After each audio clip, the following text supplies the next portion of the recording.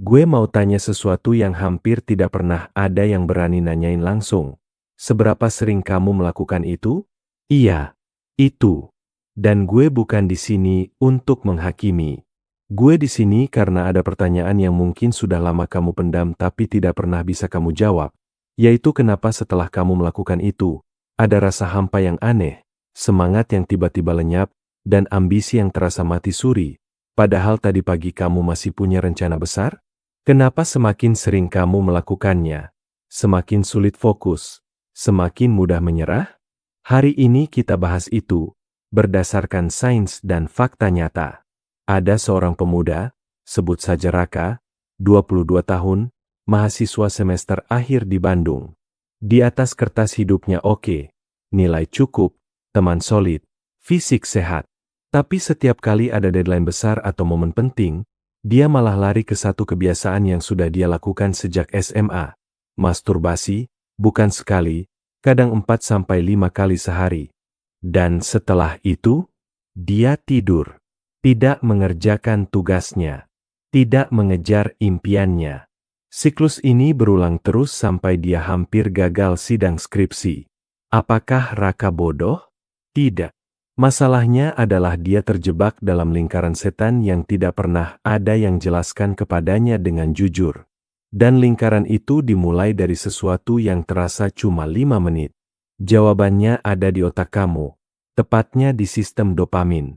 Dopamin adalah neurotransmitter yang bertanggung jawab atas motivasi dan kepuasan. Ketika kamu menonton pornografi dan masturbasi, terutama dengan konten yang terus bervariasi, dopamin melonjak jauh di atas level normal, secara dramatis, secara instan, tanpa perjuangan apapun. Sebuah studi dalam jurnal JAMA Psikiatri tahun 2014 dari Max Planck Institute di Berlin, menemukan bahwa pengguna pornografi reguler memiliki volume gray matter yang lebih kecil di striatum, bagian otak yang berhubungan dengan motivasi dan reward. Artinya, semakin sering kamu menstimulasi otak dengan dopamin supernormal ini, otak kamu menyesuaikan diri dengan cara menurunkan sensitivitasnya secara keseluruhan. Dan ketika itu terjadi, hal-hal normal dalam kehidupan seperti mengerjakan proyek, olahraga, membaca, semuanya terasa hambar dan tidak menarik. Kamu bukan menjadi malas karena karaktermu lemah. Kamu menjadi malas karena otak kamu secara harfiah tidak bisa merespons stimulasi normal dengan antusias.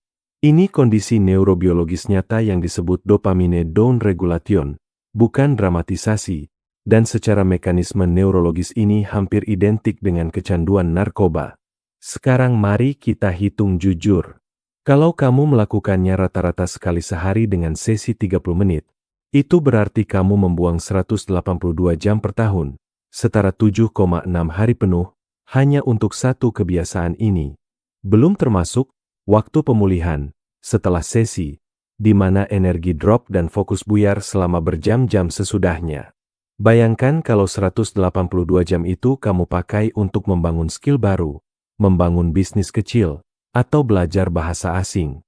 Di dunia yang sekarang bergerak secepat ini, 182 jam bukan angka kecil. Dan ini bukan cuma soal waktu. Ada dampak yang lebih dalam pada kepercayaan diri kamu. Sebuah penelitian dari University of Cambridge dalam jurnal Psychology of Addictive Behaviors menemukan korelasi kuat antara penggunaan pornografi kompulsif dengan rendahnya self-esteem. Kenapa?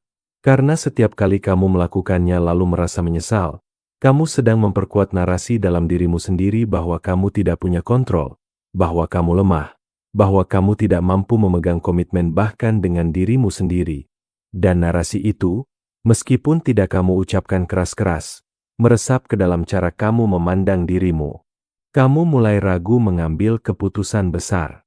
Kamu mulai menghindari tantangan. Ada inner voice yang terus berbisik. Buat apa mencoba? Toh kamu pasti menyerah juga. Itu bukan kelemahan bawaan lahir. Itu efek domino dari satu kebiasaan yang sudah terlalu lama kamu normalisasi. Hal lain yang perlu kamu tahu, ada studi yang dipublikasikan dalam Archives of Sexual Behavior, yang menunjukkan bahwa pantang ejakulasi selama 3 minggu, dapat meningkatkan kadar testosteron hingga 45% di atas baseline. Testosteron adalah hormon kunci untuk motivasi, fokus, dan kepercayaan diri. Bayangkan menjalani harimu dengan 45% lebih banyak energi dan dorongan untuk bertindak. Dan ini bukan sekadar teori. Ini juga yang dipraktikkan oleh para pemenang selama berabad-abad. Mike Tyson berpantang berminggu-minggu sebelum pertandingan besar untuk menjaga agresivitasnya. Cristiano Ronaldo dikenal punya disiplin ekstrim dalam hal ini sebagai bagian dari program performanya. Mereka memahami secara intuitif bahwa energi seksual adalah salah satu energi paling kuat yang dimiliki manusia, dan bagaimana kamu mengelolanya akan sangat menentukan seberapa jauh kamu bisa pergi.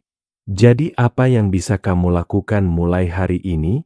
Pertama, jujurlah pada dirimu sendiri. Evaluasi apakah kebiasaan ini sudah mulai mempengaruhi energi dan fokusmu. Tidak perlu malu.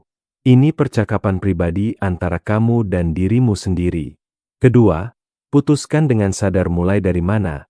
Tidak perlu langsung 90 hari. Mulai dari 7 hari.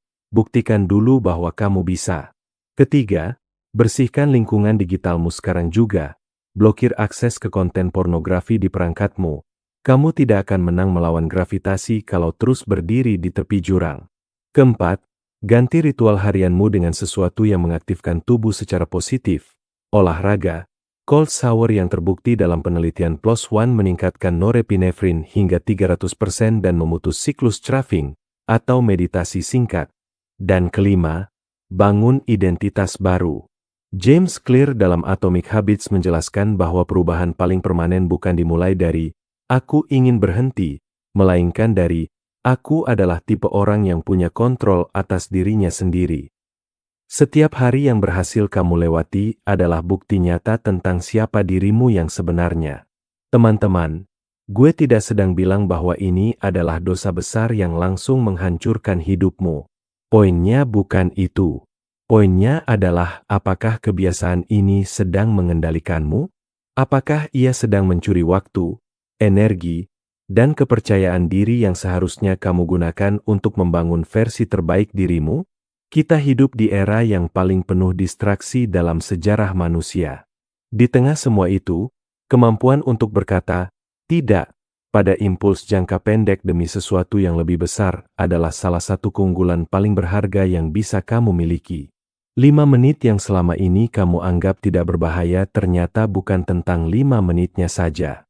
Ia adalah tentang pola, tentang kebiasaan, tentang identitas.